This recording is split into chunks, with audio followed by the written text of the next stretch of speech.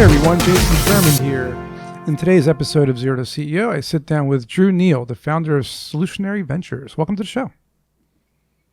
Great to be here today, man. Thanks for having me on. Yeah, no problem. And we're going to talk about the importance of maximizing human potential and redefining the relationship between humanity and technology. But let's talk about human potential a little bit. This is something that I have personally strived for my whole life. How to be a better person, how to be the best version of myself that I can be. What are some of the things you've noticed that successful people have done, whether it's business or personal, that has maximized their human potential? Yeah, so I think it's important as entrepreneurs, which I am one. I run an entrepreneurial ecosystem and excited about bringing products and services to the market that really dignify people with value, which really means that we as people, as leaders, as entrepreneurs, have to accept responsibility for the human experience that we give every person in our world, whether it's our investors or, any stakeholder in our ecosystem. And so I think that human potential really is about understanding human design, becoming self-aware, so that then we can really shift out of self-awareness into self-governance. And that's really where it gets exciting, because we can really architect human experience that's positive, beneficial for everyone involved. And this is a real skill that's needed in leadership, especially in the entrepreneurship space, because, well, this is where scalability is at. This is where things, accelerate so quickly. And if we haven't architected from a human point of view, or a human-centered design point of view, if we could say, we'll end up creating catalyzed products and services that aren't really benefiting the world around us or making the world a better place. This is kind of capitalism, maxed in the negative way. And I love capitalism. I'm pro-capitalist. It's, we don't have to forsake profitability by choosing people. We can do people and profits at the same time. And so maximizing human growth is about saying, how can I give a dignifying experience to others that will also dignify me in the process, and everybody win? That's awesome. It's a lot to unpack there. In the beginning, you mentioned self-awareness. So let's talk a little bit about that, because that's, from what I understand, it's been a topic that I keep seeing out in the public just for personal relationships alone, not even business. So give me maybe just a TLDR on self-awareness for personal and or entrepreneurship. Yeah, so self-awareness is actually the foundation of 6 major components of emotional intelligence. And so when you do a deep dive on self-awareness, this is really the beginning of us becoming aware of the preferences that we have and how we present ourselves, how we process emotions, and what reactions happen, what kind of chain reactions happen because of that preference that we have. And of course, there's a stigma today that that there's expectations on behavior, and then everyone, ultimately, I think a lot of these expectations turn us all into robots. I love the diversity of the human experience, right? We have enough AI nowadays. Right. And so, what's true, Jason, for yourself and anyone listening or watching, is that you're unique. You were made away with a very unique set of tendencies in your nature, or essentially what you were born with. But then there's a nurturing component, right? You have a story. You have a journey you've been on that's been shaping those tendencies, creating conclusion, creating bias, creating the propensity to think and believe a certain way, which then offers an experience. When you become self-aware, you can then decide if you like the instincts that you're moving in, or if you want to adjust those to have different interactions with people. And this is really an exercise in personal responsibility, right? And how do you actually, like everything you're saying is very interesting. How do you translate that and kind of integrate that with, say, a business that you're running with employees, and then make it so that they can also benefit from this? Yeah, well, what this is really an exercise in is authenticity.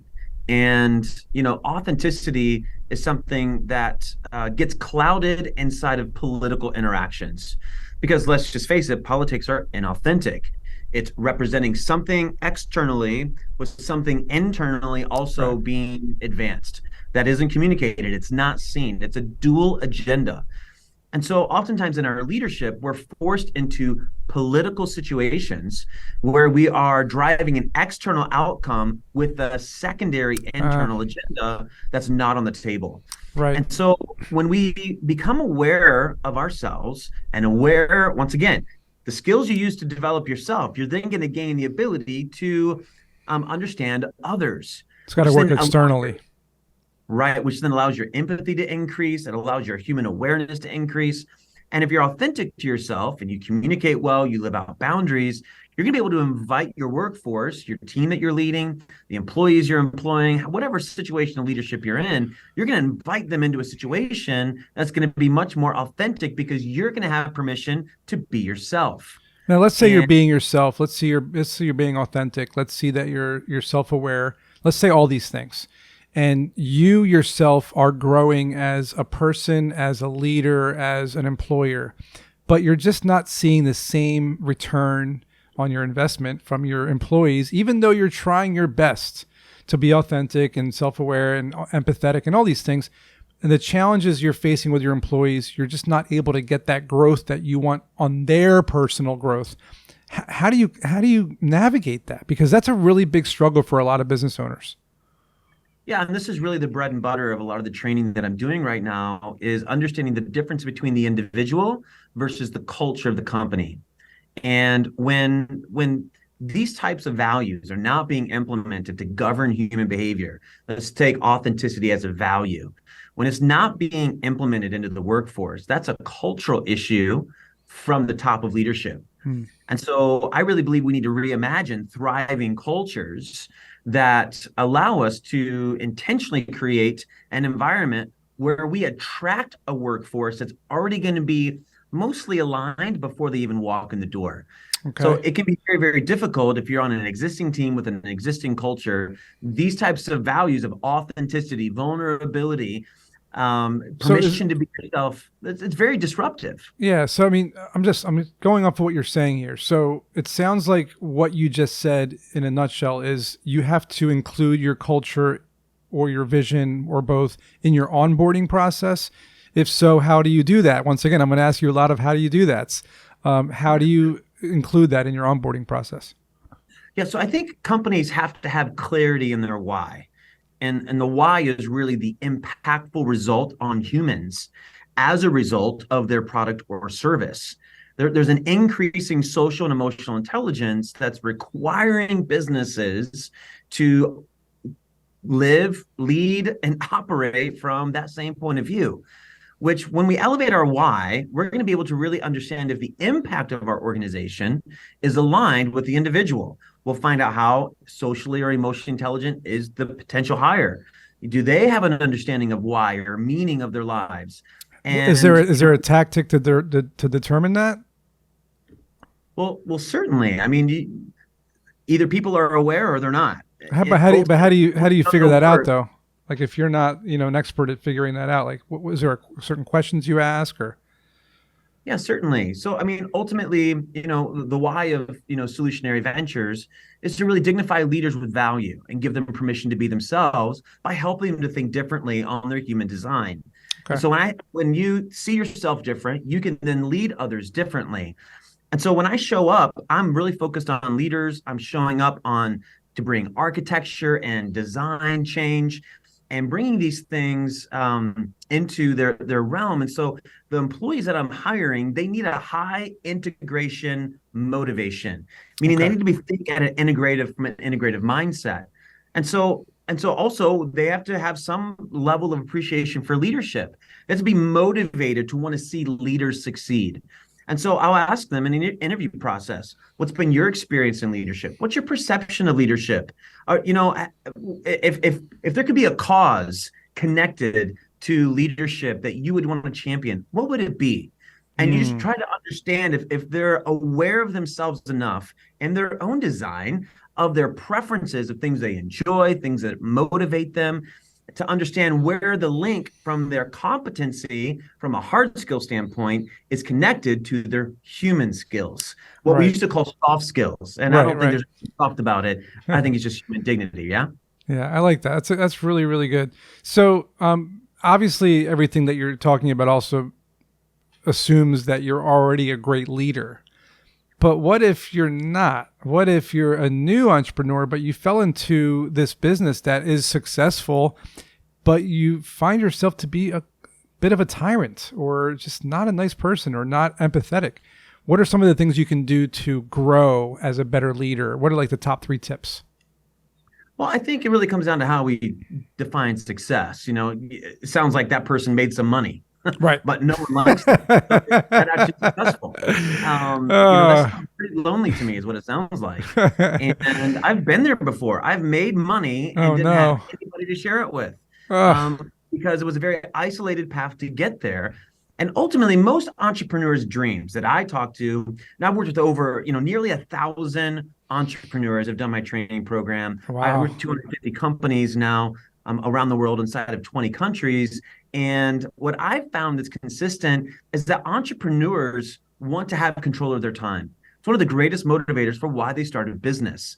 Well, there's no greater way to have control of your time than to raise up a powerful team who can run the company the way that you would run it, even if you're not present. Right. And so understanding yourself and doing the work to grow as a leader that way will increase your competency at acquiring talent that would want to work in an environment that suits you as well.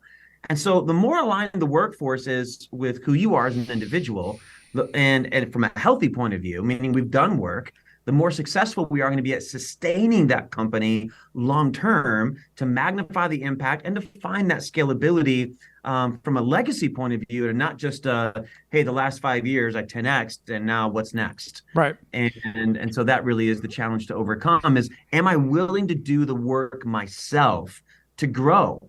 And lots of smart people out there that can grow systems, but no longer can we just sweep human experience under the rug.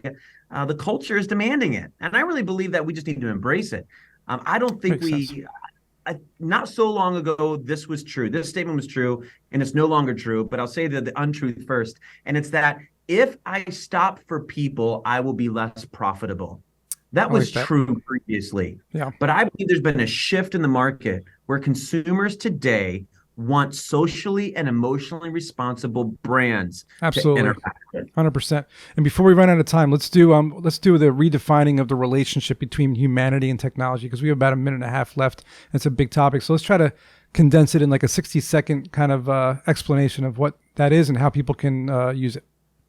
Yeah, ultimately, we need people who are self-aware, as we just spoke about, to do their work, to be mindful of the impact of humans, so that we can govern technology, build technology, write code in a way that doesn't manipulate the culture, but benefits the culture. Right now, I believe coders are the most impactful people in the world right now. Nobody knows their name. No one elected them to a position. No one knows how much they're getting paid. And they're sitting in a dark basement somewhere building the psychological and sociological experiences of everyone's daily interactions. It's true. Scroll up, swipe left, swipe right. The direction of my finger was dictated by a 22-year-old kid in a basement somewhere. And my human behavior, I can either be instinctual about that or I can be intentional about that. And there's a need for transparency inside of technology where we're understanding human governance in this space. The challenge with AI is that AI is built off of prior data sets, or prior human behavior that created a data set, which means it's a hopeless perspective because the second chance defies the data set. And so for human growth potential to be there, we need the opportunity to be bigger than our prior data, which means AI has a long way to go and it needs to be regulated. I agree 100%.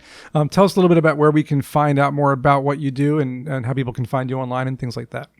Yeah, certainly. I run an ecosystem, and so there's a lot of options there to bring impact, but drewneal.com is the beginning. Go to drewneal.com, and people can connect with some of the cultural architecting, and I really want to be able to bring voice to leaders as a beginning of building a relationship with them. So love workshops with teams, and keynote and speaking events are a great way for us to get introduced and connect.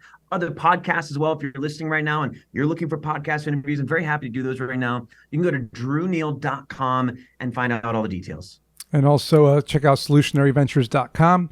And thanks again, Drew, for coming. This was very interesting. I hope you guys learned something, and we'll see you guys all in the next episode.